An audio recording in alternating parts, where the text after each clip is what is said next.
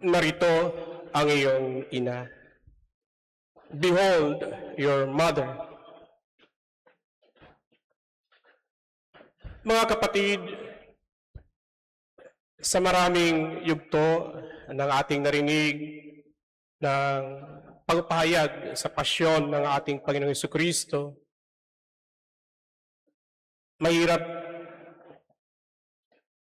hanapin kung ano ang pwede nating mapagnilayan na siyang magbibigay din sa atin ng pagbabago ng puso. Siguro naman, marami sa inyo nagsimba kahapon na kung saan sa huling homilya ng ating kuraparoko na si Father Vic, andoon yung kanyang sinabi, hindi ko maalala lahat, tungkol sa isang babae na nasa adorasyon, na pagalit o may galit sa puso. Kaya nasabi sa atin ng ating kuraparoko, wala bang pagbabago ng puso? Nandoon na tayo sa adorasyon. Nakipag-usap na tayo sa ating Panginoon. But then, why was it that transformation of the heart was not experienced by that woman? Ito yung bumabalik sa aking isip, no? Na kung saan nagdala sa akin ng pangpagnilayan ang yugto na ito, kung saan nandoon si Maria kasama si Juan na tumitingala sa ating Panginoon, na sinabi ng Panginoon kay Juan, "Anak, narito, babae, narito ang iyong anak, narito ang iyong ina."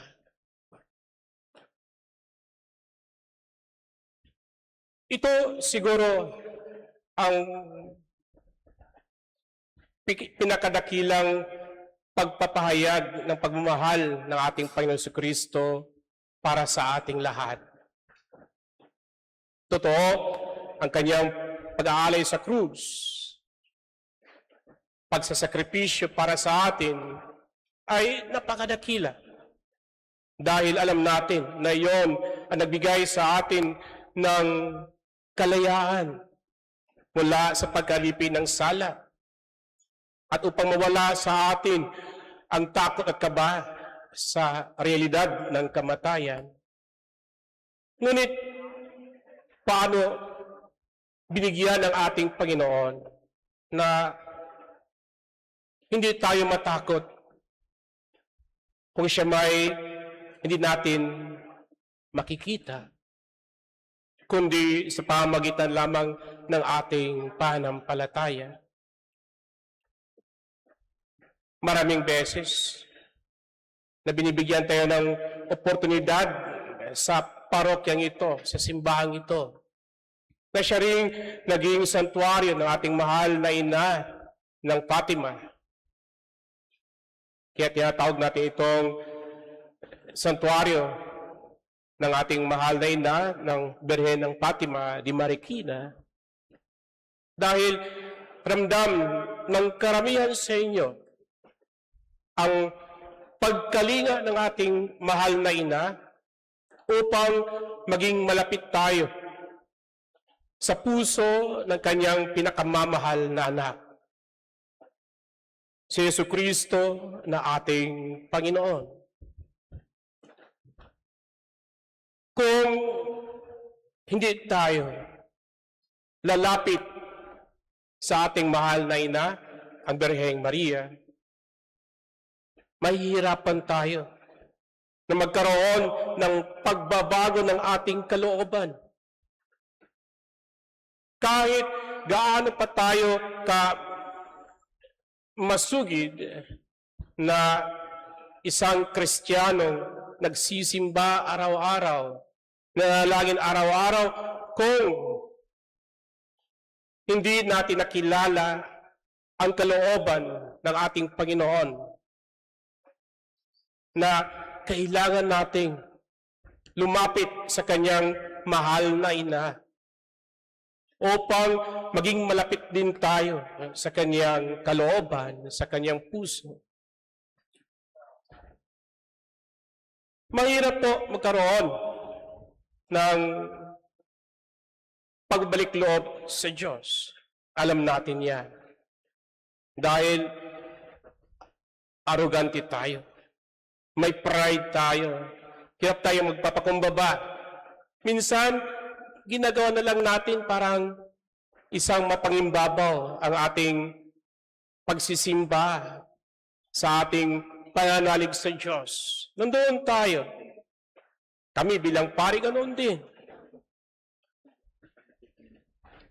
May takot, may pag-alinlangan, may mga pagdududa sa aming mga paglilingkod, sa aming tagipagtapwa-tao. Ngunit, kinakailangan na magkaroon ng lakas loob na mula sa pagmamahal ng ating Panginoong Jesucristo na harapin ang mga pagsubok na ito, na harapin ang mga pasakit sa buhay ng bawat isa sa atin. At alam natin na hindi natin kaya na harapin at akuin ang kahirapan na ito kung hindi tayo lalapit sa ating mahal na ina upang mapakinggan ng kanyang pinakamamahal na anak ang ating mga panalangin. Narito ang iyong ina. Ibig sabihin, hindi tayo nag-iisa sa ating paglalakbay sa mundong ito. Andiyan ang ating mahal na ina, ang Birheng Maria. Kung papasok tayo sa santuaryong ito, andiyan. Sa kanan ninyo ang kaniyang imahe na nagbibigay sa atin ng comfort, consolation. Kagaya ng ating Panginoong Yesus na napako sa krus. When Jesus saw his mother at the foot of the cross with his beloved disciple or apostle, there was no other thing that came to his mind but to offer his mother to this representative of the community that Jesus had built.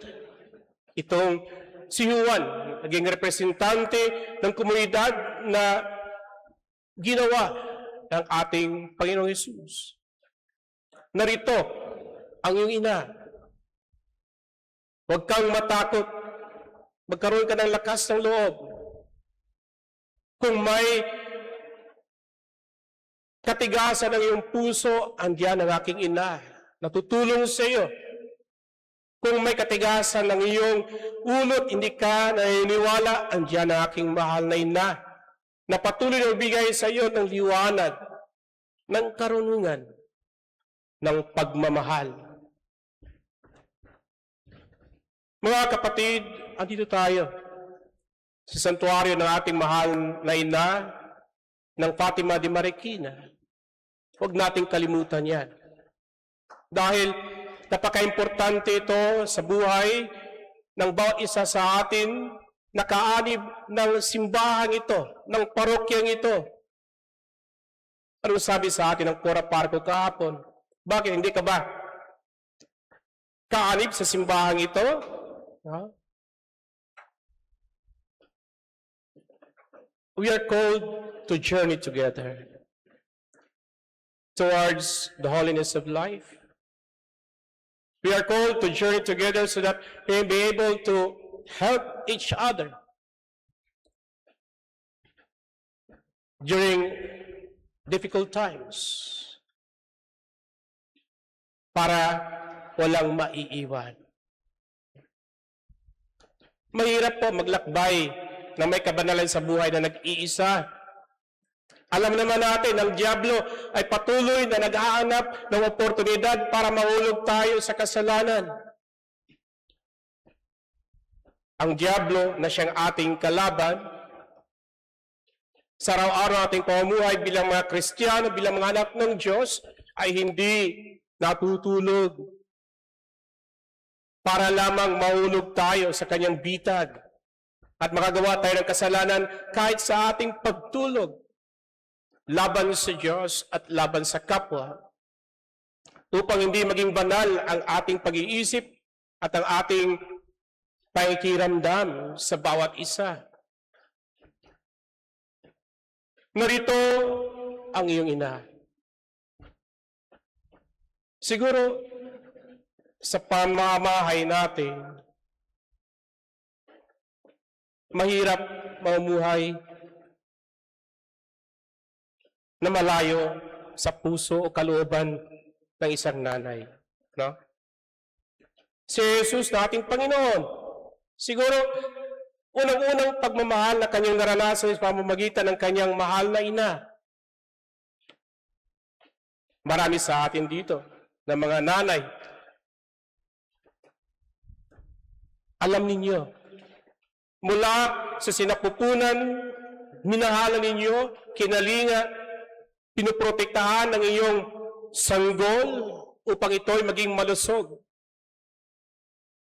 sa araw ng kanyang kapanganakan. At lalo niyo pang minahal ang batang ito nang ito'y ipinanganak. Ayaw man lang madapuan ng lamok. Kung maaari ang the best na gatas ang ibibigay ninyo, ang pinakamahal. At siguro naman ang ating Panginoong Yesus nung siya'y bata ay ramdam niya kung gaano kadakila ang pagmahal ng kanyang ina.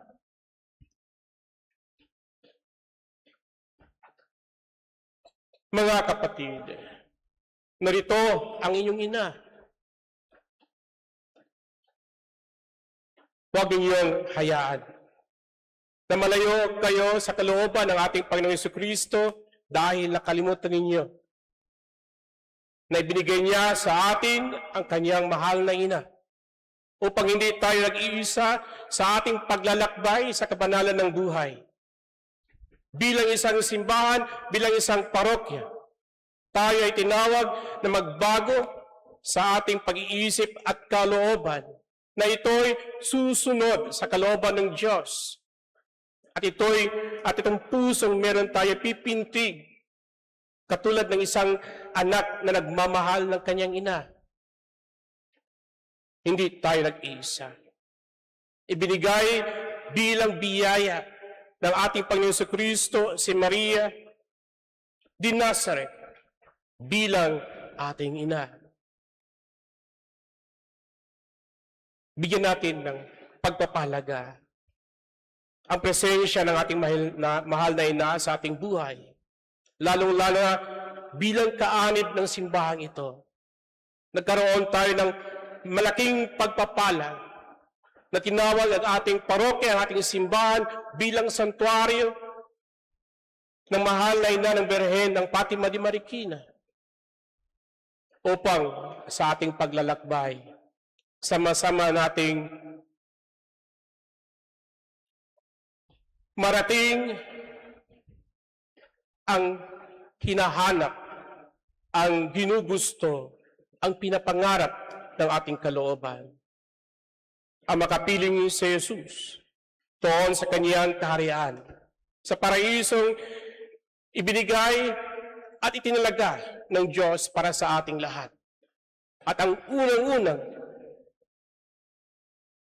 tatakbot haharap sa atin upang tanggapin tayo sa pintuan ng paraiso, walang iba, si Maria na ating mahal na ina. Amen.